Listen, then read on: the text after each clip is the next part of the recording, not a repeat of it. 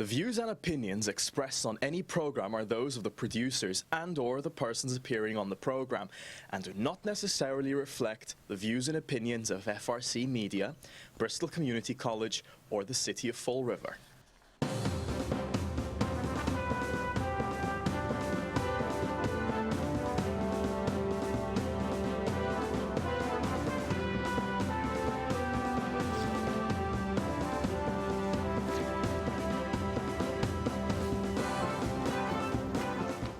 Well, hello. Welcome to Spindle City Straight Talk. I'm Chip. And I'm CJ.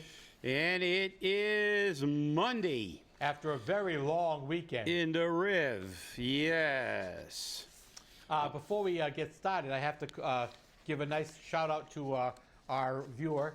Her son stopped me at the bank on Wednesday, I believe it was, and or Friday, and said, "My mother watches you every day. She's 87 years old, and when we come in the house at 5 o'clock, if we try to talk to her, she says, 'Come back later. I got to watch the show.'" So I think it's fine, very funny. So Mrs. Kelly, thanks for watching. We appreciate you. You know, it's viewers like you that we're here for. Yeah, it's nice to know that we do have some loyal viewers. So, yeah. And we appreciate it. Even if you watch us just to say that we're full of crap. Yeah. Full of crap. We don't care. But we are getting a message out. So yeah. I don't even know. Let's see. Amazon in Fall River reports creating double the jobs it promised. Well, propaganda at its best. There we go. Well, I'm wondering if that's, congruent, with all the jobs, because they're not talking about the jobs they've lost, because people keep quitting. Yeah. Well, not only that. You know, I keep saying it. I keep seeing all these statistics, and we all know something that's everyone knows. Figures don't lie, but liars can figure. Yep. You can interpret figures any way you want. I still haven't seen how many people from Fall River are employed. Right. They never show you that statistic. They're talking about how many people they've had. We don't have how many people have gone there and quit because it's a predatory company and it's a horrible place to work from all accounts. And also how many people from Fall River are employed. Yeah, they do have some employees. And their pay range, 15 to 18 and a quarter, which is not... You know, they want to raise the minimum wage to that. You might even get that for not working at some point in time if the quote-unquote socialist wing of our government decides to take over. But this when I see stuff like this, it just reinforces my disdain for and it's not fake news. See, right. That's the thing. It's not fake news. It's distorted news. It's manufactured news. They're going to tell you how great it is. It's a welcoming city. Well, how many people from this city do you employ? Not from the surrounding areas. How many people do you really employ? So when I read stuff like this, again, it just shows me how the public can be manipulated by the media. Yeah. And, we've been hearing about this for so often. And obviously, I haven't seen a big jump. Fall River is not at the top of the unemployment, the unemployment statistics. We're still always at the top or near the top. Yep. So, again, and the other myth that I love that they wrap around places like this is that this is the panacea to all our problems. Right. You start selling pot, Fall River's going to become Newton. We get Amazon, Fall River's going to become Newton. Well, guess what? We've gotten pot. By the way, I went by there on Sunday. The line was like 9 miles long yesterday. I was trying to go to the casino to cash in my boxing winning ticket. MMA winning ticket, and couldn't even get a parking place. The casino was so crowded on Sunday. But the line was out the door.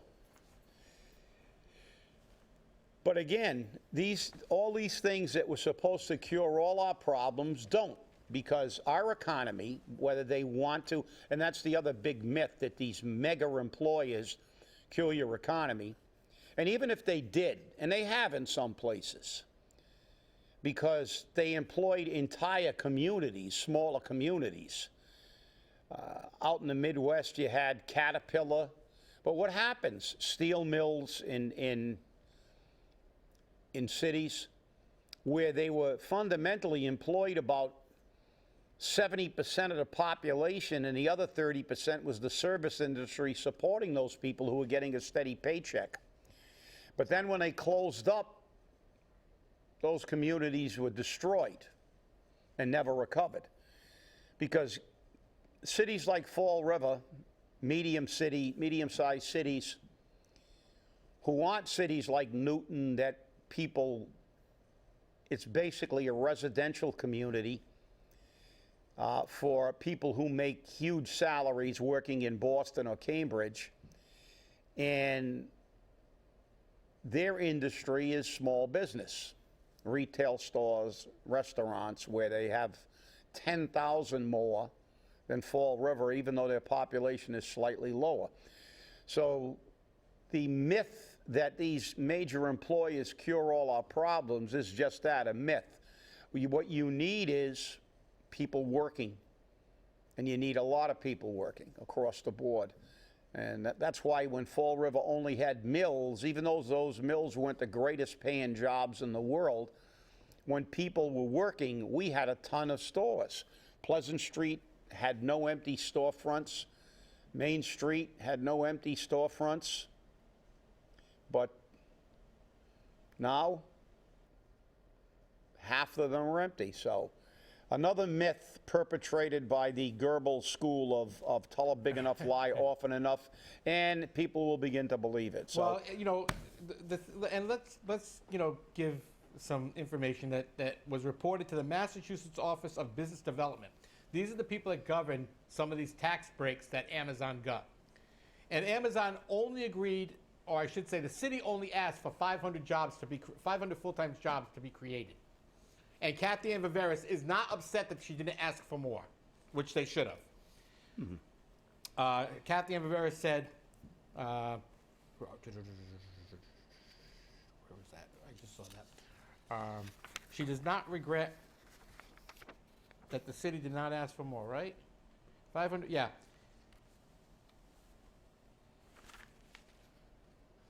City Administrator Kathy Ann Viveris said the city had been more than pleased with Amazon surpassing its job creation goal, though the company appeared to easily meet its benchmark, which was 500.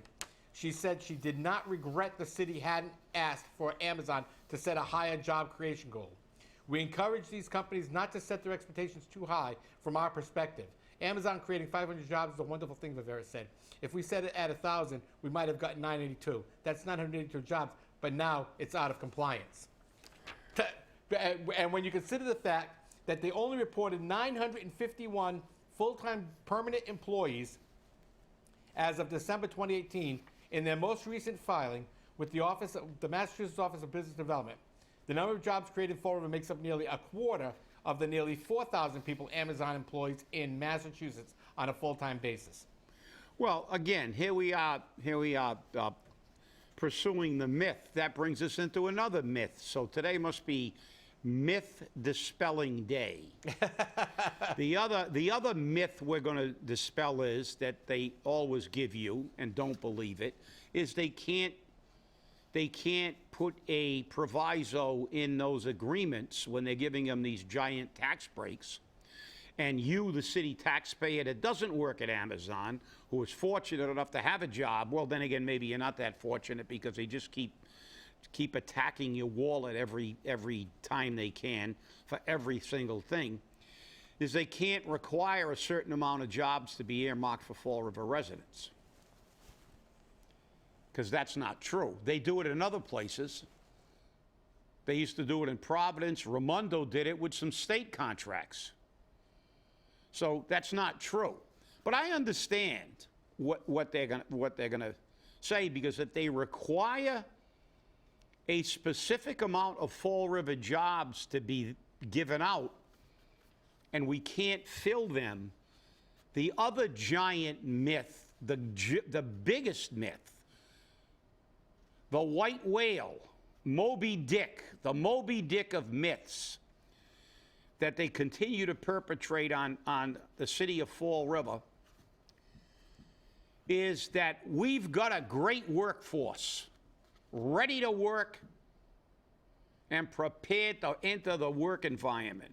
That's not true anymore.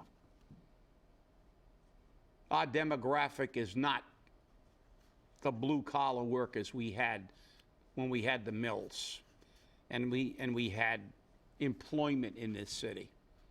Those people have moved to Westport, Somerset, Dartmouth, the Cape, the Canary Islands, everywhere. It doesn't matter, but they've moved out. We don't have that workforce anymore. The reality is that most of the people who are employable in Fall River are employed. The rest of them are not employable due to criminal records, drug use, or just flat out laziness that they don't want to work because they're doing better on welfare than they would with a $15 an hour job. That's the reality. So the Moby Dick would be dispelled if they required us, if they required Amazon to set aside a certain amount of jobs in Fall River, then they'd have to admit that we don't have the people to fill them. And then again, they wouldn't con you when they go and talk at the council meetings about how we're moving forward and how, you know, there is a lot more discretionary income in Fall River now, and they can go out and buy cars and buy their groceries and do all, and there's money circulating in this community than there was pre-Amazon. Well, I mean, you'd have to take that as a ratio and a proportion, and that just doesn't. The city that I walk around in does not bear that scenario out. I'm sorry. So, you know how I feel about all this propaganda. But what is true, I don't know, CJ, we want to talk about Amazon anymore? We've had it. I've had it with Amazon long before this. Long before, great. It's a predatory. So let's get to one of my favorite subjects. We've got the Aesop's fables here called Amazon, and all the other panaceas to all our problems. But let's get to something that isn't a fable. Government's inability to do anything right and employ hundreds and hundreds of people, giving them high-paying jobs because they're connected to some politician and they know somebody. And then ultimately we find out that they're totally incapable of doing anything. Are you talking about Fall River? I'm talking about everything. The state, and here it is. Here's the Massachusetts transportation officials suspend more than 1,100 licenses after review into failures processing out-of-state violations. There were 1,100 people, potential murderers out there. And what I would like to see, and I haven't, to be perfectly truthful, it took 7 motorcyclists to be killed by somebody who shouldn't have had a license. And he escaped it because Massachusetts never processed his suspensions. Yeah. He's a repeat offender on drunk driving. Yep, Volodymyr, hold it. Volodymyr. I got no idea how to pronounce that one. Zhukovsky. Why? I don't know why. 23 years old. He's already been. He was detained in Texas. They found a crack pipe in his truck. Yep. They showed the video. He was behaving like he was totally gone. And he has a CDL license. And he's got a CDL license, which should have been immediately yanked.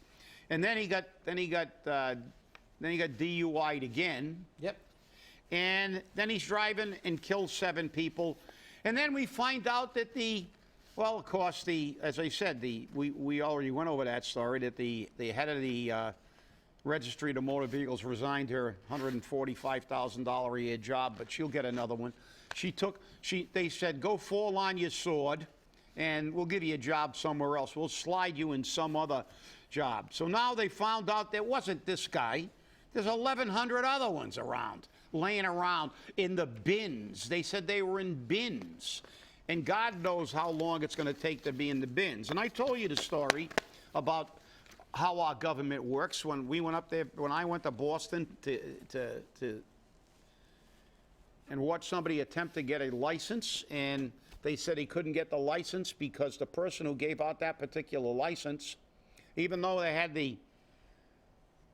all the paperwork and that said he was ready to begin and get his license, so they said, oh, she's on vacation. Well, how about somebody else in the office walking over to the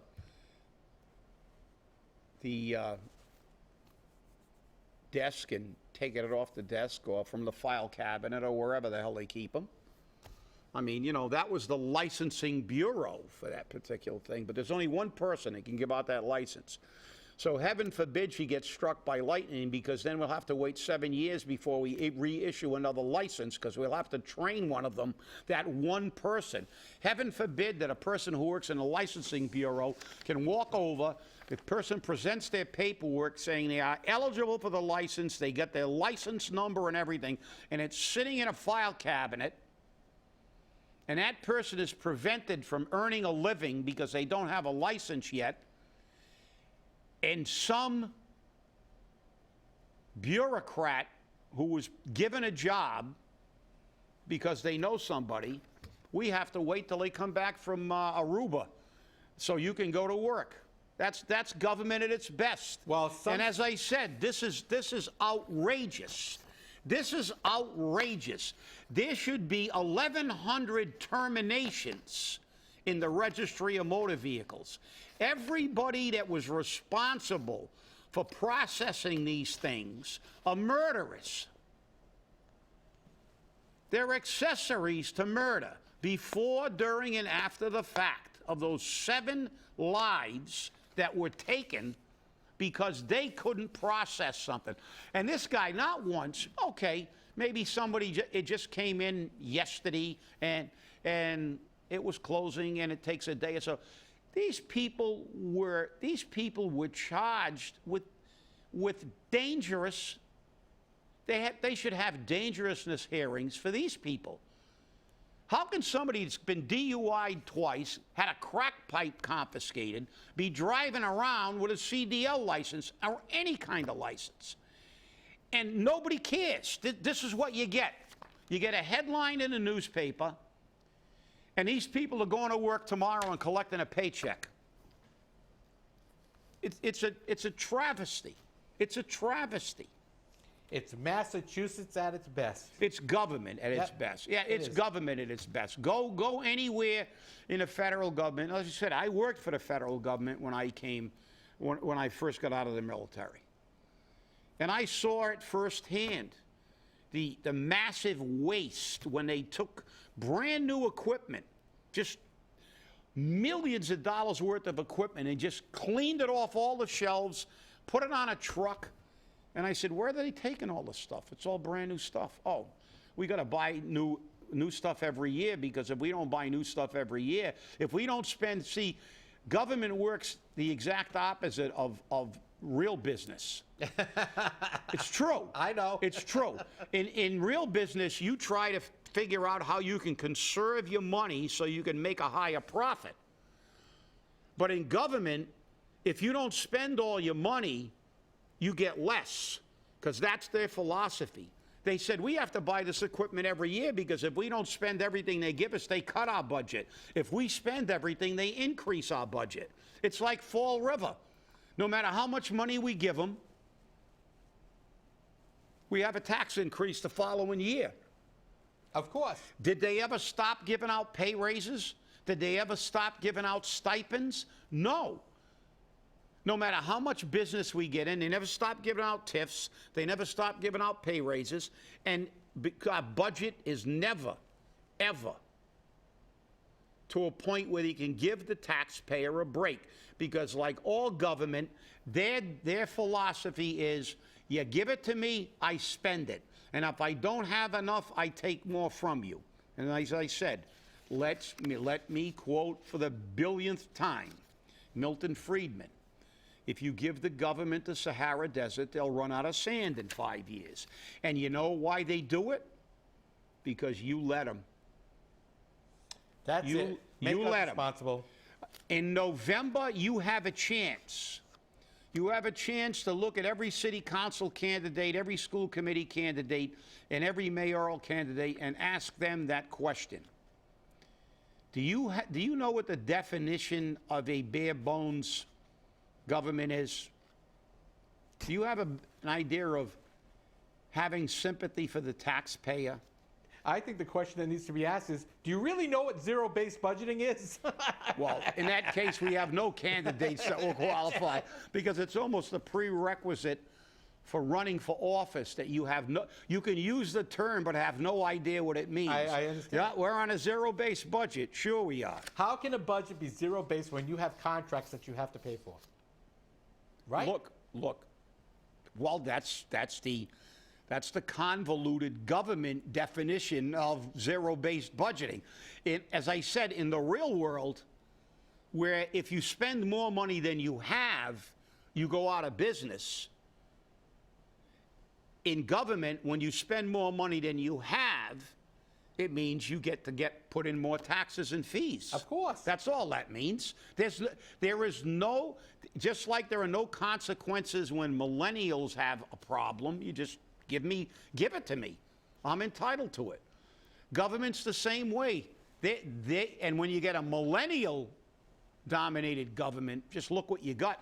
All you got to do is look at Congress now, and it's horrifying.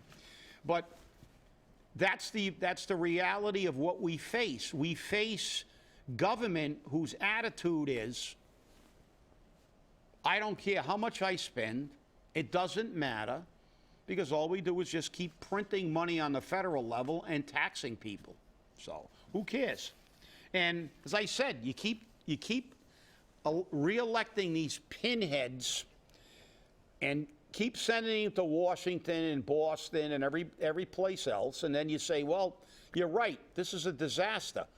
Let everybody else get rid of theirs. I want to keep mine because my cousin knows one of them. So what are you going to do?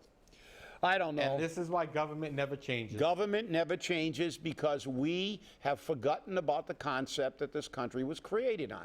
That those people, our forefathers, Washington, Jefferson, all those people, they fought a war, they gained our independence, they served, but then they went back to their private lives ultimately. Politics was not a personal profession that you kept for your entire life. It was not a career path.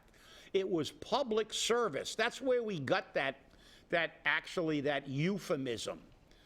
You went in and you served the public for a while, and then you went back to the real world.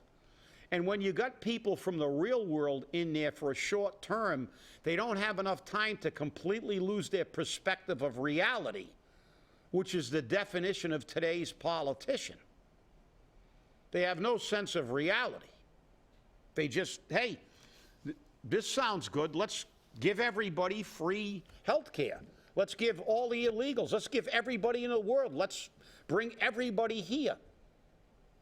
And with that irony, I watched somebody who was involved, who knew about economies and talked about how China, they have a plan to completely obliterate the American economy. And they're doing a pretty good job of it because China doesn't care about emission standards. They don't care about putting lead in stuff. They don't care about putting additives in drugs that'll kill you. They don't care about anything. All they care about is making money in their economy, and they don't also care about intellectual property. That was one of the points he brought out.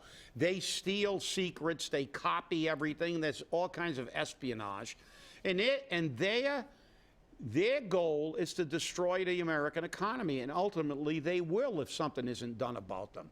But we got all the pinheads in Washington. They don't care about that. They're worse than China. We got to fight China trying to stop our economy, and the other idiots we got in Congress are trying to bankrupt the economy we have already, which is beginning to deteriorate. So I don't know. I don't know what the answer is, because we will ultimately become a second-rate economic power at some point in time. Maybe not next week, maybe not next year, but at some point in time. Probably before my granddaughter is an adult, or is looking at the twilight of her existence. I would pretty well say, if things keep going the way they are, we will be a second-rate economy. We will not be one of the primary economies in the world, because if we look at it, look what happened in Europe. Europe's a disaster. They had to basically unionize in order to survive, because their economies are destroyed. At one time, they would have, England controlled the world, Spain, and look what happened to them. And look at what happened when they unionized and created the European Union. That's right. All they did was they took all the failure and put it together in one pot. Put it together, and now it's a big failure. Now it's a big failure, and this is what we're evolving. Because who are the major economies? China, Japan. Now those economies have moved to cultures where Japan always had major tariffs on goods coming in. They take care of themselves first. China and Japan and these economies now that are beginning to ascend to the top of the food chain are ones that are not going to give away everything to everybody. But America still does. Oh, yeah, well, they're trying. Foreign aid. Yep. And that's what, nothing, don't even start. How can, we give foreign aid to the countries that are getting rid of all their people. So now they got more, they can buy more mansions with the money, because obviously they've never distributed our foreign aid to their people, because they all want to come here. Right. That's what I was going to say. So we give foreign aid, and then we give them free health care. And we have... And a place to live and all that other good stuff. And we have a doctor at St. Luke's indicted that he paid a boy for sex. Seems to be running rampant lately. Yep. Well, now we can't even trust our doctor. And he's 37 years old. This doctor's 37 years old. And the boy was 14. Right. Paid him $200 for sex. And a staff member at a group home where this boy lived reported the suspected sexual abuse, triggering an investigation into the 37-year-old Dartmouth doctor. So he took advantage of a young boy who already has problems. Right. Obviously, he's in a group home. He doesn't have he doesn't have his own, doesn't have a strong family unit to protect him. He's there at the mercy of these predators. So, maybe my radicalness about having life in prison or the death penalty for these people is maybe not too far out of line. But here, the Massachusetts Medical Board suspended his license at least. They got the license suspended. It didn't go into a bin. Yeah. And Savor the Moment Cafe coming to Fall River Carousel Building. Well, let's see how long a place called Savor the Moment Cafe can last. Well, this person has 20 years plus in the hospitality industry. She works for La France Hospitality, which, for people who don't know, that's White's Restaurant and Hampton Inn, and so many other wonderful places. Yeah, and they also got the old. They've got what is it? They used to be the old Lakeside. Yeah, that's Rachel's now. Rachel's, yeah. Yep. But still, see, they may make something, because down there they got a few people around a battleship or something wandering around. But it'd probably be a write-off. They probably affiliated with something else, because look, these kind of places don't last in Fall River. You don't find them. It's a coffee shop. It's got pastries. It's got sandwiches. It's got soup. I have a friend who opened one of those, and he's having a difficult time making ends meet. The problem is we're at the, we're drowning in them now.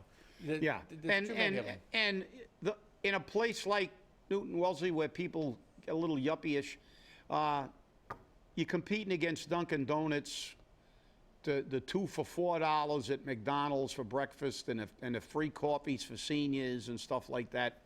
I mean, this is look, it's just a simple matter of reality. It's not a good business to be in this area because Dunkin' Donuts is and places like that and Starbucks and these major chains and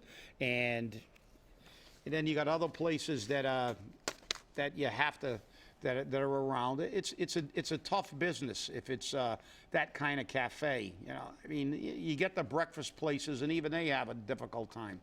So, but I wish them luck. Obviously, Yeah. Anybody with the courage to start a business, And remember- let alone start a business in the city of Fall River, you have to give them a massive pat on the back. And remember, this carousel will have 1 million people visiting it. That's so- right. Every year. That's right. Yeah. Well, at least they found something to maybe. Well, and that carousel is already starting to suffer, and the building's starting to suffer some issues because again, we don't upkeep anything. Well, But why would we? yeah, why would we? It's just the nature of the beast. It is. And the last one, U.S. to pursue citizen on Sesame, but path unclear. Oh well, we'll figure that one out. So hey, have a good one. Keep your ear to the ground. Campaign season will soon be upon us, and we will be bringing some people into the studio, and everybody's keeping a low profile. They're getting their campaign machines in gear. Yeah, that's for sure. Hey, thanks for watching, everybody, and we'll see you on Wednesday.